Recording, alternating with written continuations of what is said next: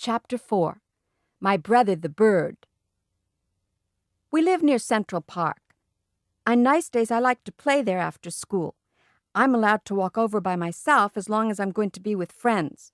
My mother doesn't want me hanging around the park alone. For one thing, Jimmy Fargo has been mugged 3 times, twice for his bicycle and once for his money. Only he didn't have any money to give the muggers. I've never been mugged, but sooner or later I probably will be. My father's told me what to do. Give the muggers whatever they want and try not to get hit on the head. Sometimes, after you're mugged, you get to go to police headquarters. You look at a bunch of pictures of crooks to see if you can recognize the guys that mugged you. I think it would be neat to look at all those pictures. It's not that I want to get mugged, because that could be really scary. It's just that Jimmy Fargo's always talking about his visit to police headquarters. My father got mugged once in a subway by 2 girls and a guy. They took his wallet and his briefcase. He still travels around by subways, but my mother doesn't. She sticks to buses and taxis. Both my mother and my father are always warning me never to talk to strangers in the park, because a lot of dope pushers hang around there. But taking dope is even dumber than smoking, so nobody's going to hook me. We live on the west side of the park.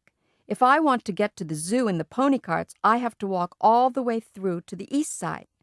Sometimes my mother walks across the park with Fudge. He likes the animals a lot, especially the monkeys. He also likes the helium-filled balloons, but as soon as my mother buys him one, he lets it go. I think he likes to see it float up in the sky. My mother says that's a waste of money, and she's not going to buy him any more balloons until he promises not to let go. On Sundays, the park is closed to traffic, and you can ride your bicycle all over without worrying about being run down by some crazy driver. Even Fudge can ride. He has a little blue toddle bike, a present from my father's client, and when he's riding, he makes motorcycle noises. Vroom, vroom, vroom, he yells. In the fall, the leaves turn darker and drop off the trees. Sometimes there are big leaf piles on the ground. It's fun to jump around in them. I never saw bright red, yellow, and orange leaves until the day my father took us for a drive in the country. The reason the leaves don't turn bright colors in New York is the air pollution. And that's too bad, because yellow and orange and red leaves look really neat. One nice sunny afternoon, I called for Jimmy Fargo, and we went to the park. Jimmy is the only kid on my block who's in my class at school, unless you count Sheila, and I don't. She lives in my building on the 10th floor. Henry, the elevator operator, is always making jokes about me and Sheila. He thinks we like each other. The truth is, I can't stand her. She's a real know-it-all, but I've discovered that most girls are. The worst thing about Sheila is the way she's always trying to touch me. And when she does, she yells, "Peter's got the cooties, Peter's got the cooties." I don't believe in cooties anymore. When I was in 2nd grade, I used to examine myself to see if I had them, but I never found any. By 4th grade, most kids give up on cooties, but not Sheila. She's still going strong, so I have to keep a safe distance from her. My mother thinks Sheila is the greatest. She's so smart, my mother says, and someday she's going to be a real beauty. Now that's the funniest, because Sheila looks a lot like the monkeys that Fudge is so crazy about. So maybe she'll look beautiful to some ape, but never to me. Me and Jimmy have this special group of rocks where we like to play when we're in the park. We play secret agent up there. Jimmy can imitate all kinds of foreign accents, probably because his father's a part-time actor. When he's not acting, he teaches a class at City College. Today, when we got to our rocks, who should be perched up there but Sheila? She was pretending to read a book, but I think she was just waiting for me and Jimmy to find out what we'd do when we found her on our own personal rocks. "Hey, Sheila," I said, "those are our rocks." "Says who?" she asked. "Come on, Sheila," Jimmy said, climbing up. "You know me and Peter hang out here."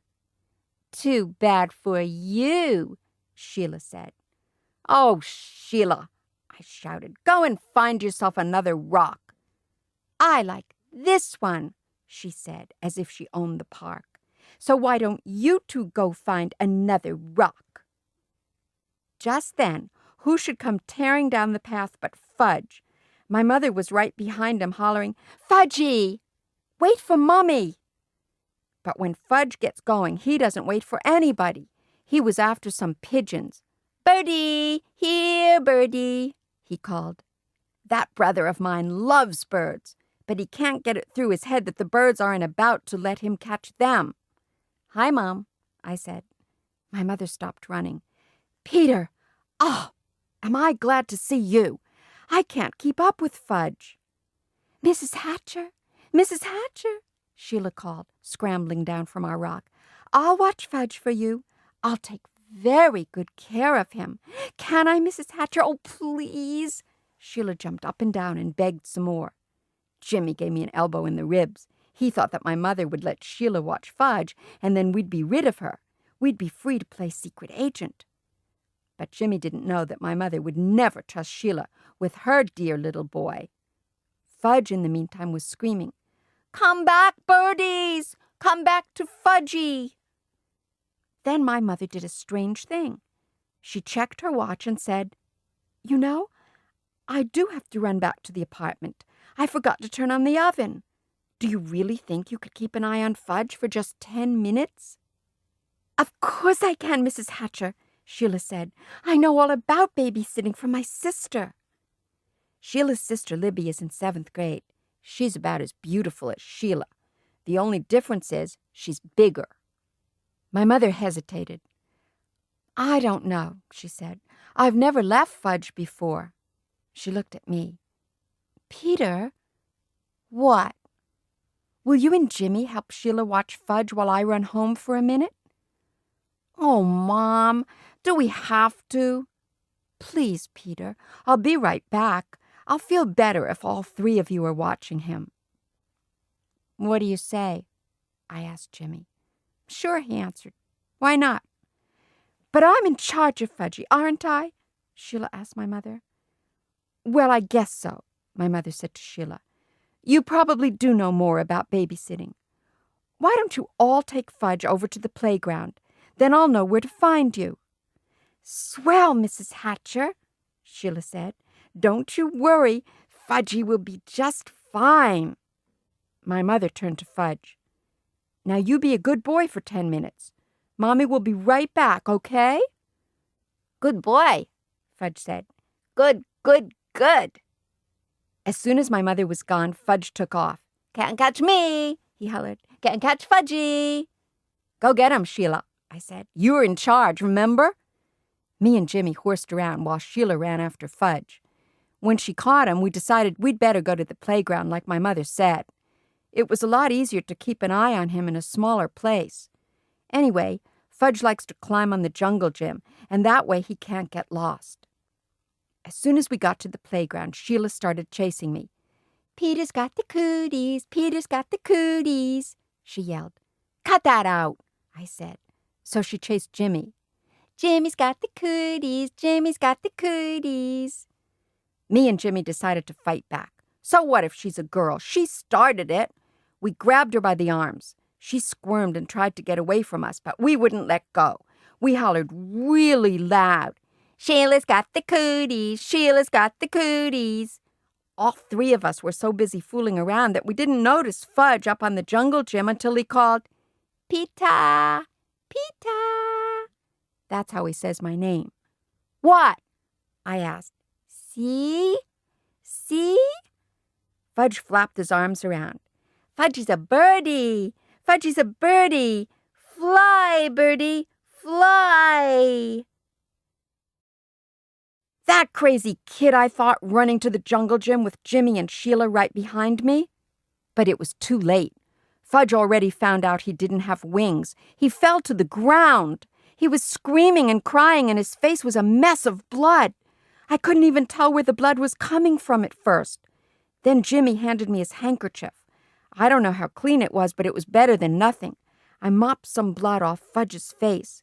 Sheila cried, It wasn't my fault, honest, it wasn't. Oh, shut up, I told her. He's really a mess, Jimmy said, inspecting Fudge, and his teeth are gone, too. What are you talking about? I asked Jimmy. Look in his mouth, Jimmy said. Now, while he's screaming, see? He's got a big space where he used to have his front teeth. Oh, no, Sheila screamed. He's right. Fudgy's teeth are gone. Fudge stopped crying for a minute. All gone? He asked. Open your mouth wide, I said. He did, and I looked in. It was true. His top 2 front teeth were missing. My mother's going to kill you, Sheila, I said. Was I glad I wasn't left in charge of my brother? Sheila cried louder. But it was an accident. He did it himself. Himself. You better find his teeth, I said. Where should I look? Sheila asked. On the ground, stupid. Sheila crawled around looking for Fudge's teeth while I tried to clean him up some more. See? Fudge said, showing me all his wounds. Boo-boo here, and here, more boo-boo here. His knees and elbows were all scraped up. I'm going to get your mother, Jimmy hollered, running out of the playground. Good idea, I called. I just can't find them, Sheila said. Well, keep looking, I yelled. Honestly, Peter, there aren't any teeth here. All gone? Fudge asked again. Not all, I told him, just 2. Fudge started to scream. Want my teeth! Want my teeth! Jimmy must have met my mother on her way back to the park, because it only took about 2 minutes for her to get there. By that time, a whole crowd of kids had gathered around us. Most of them were crawling on the ground like Sheila, looking for Fudge's teeth. My mother picked up Fudge. Oh, my baby! My precious! My little love! She kissed him all over. Show Mommy where it hurts. Fudge showed her all his boo-boos. Then he said, All gone. What's all gone? My mother asked. His top 2 front teeth, I said. Oh, no, my mother cried. Oh, my poor little angel. Sheila sniffled and said, I just can't find them, Mrs. Hatcher. I've looked everywhere, but Fudge's teeth are gone. He must have swallowed them, my mother said, looking into Fudge's mouth. Oh, Mrs. Hatcher, how awful. I'm sorry. I'm really very sorry, Sheila cried. What will happen to him? He'll be all right, Sheila, my mother said. I'm sure it was an accident. Nobody's blaming you. Sheila started bawling again. My mother said, Let's go home now. I thought my mother was being pretty easy on Sheila. After all, she was left in charge. When we got home, Mom washed Fudge's cuts and scrapes with peroxide. Then she called Dr. Cohn. He told her to take Fudge to our dentist. So my mother called Dr. Brown's office and made an appointment for the next day. When that was done, she gave Fudge some socks to play with. I went into the kitchen to have a glass of juice. My mother followed me. Peter Warren Hatcher, she said, I'm sorry that I can't trust you for just 10 minutes. Me? I asked. Trust me? What's this got to do with me? My mother raised her voice. I left your brother with you for 10 minutes and just look at what happened. I'm disgusted with you. It was Sheila's fault, I said. You said Sheila was in charge, so how come you're mad at me and not at Sheila? I just am, my mother shouted. I ran to my room and slammed the door. I watched Dribble walk around on his favorite rock. My mother's the meanest mother in the whole world, I told my turtle. She loves Fudge more than me. She doesn't even love me anymore. She doesn't even like me. Maybe I'm not her real son. Maybe somebody left me in a basket on her doorstep. My real mother's probably a beautiful princess. I'll bet she'd like to have me back. Nobody needs me around here. That's for sure. I didn't eat much supper that night, and I had a lot of trouble falling asleep. The next morning, my mother came into my room and sat down on my bed. I didn't look at her. Peter, she said, I didn't answer. Peter, I said some things yesterday that I didn't really mean. I looked at her. Honest? I asked. Yes. You see, I was very upset over Fudge's accident, and I had to blame somebody. So I picked on you. Yes, I said, you sure did. It wasn't your fault, though. I know that. It was an accident. It could have happened even if I had been in the playground myself. He wanted to fly, I said. He thought he was a bird. I don't think he'll try to fly again, my mother said. Me neither, I told her. Then we both laughed, and I knew she was my real mother after all.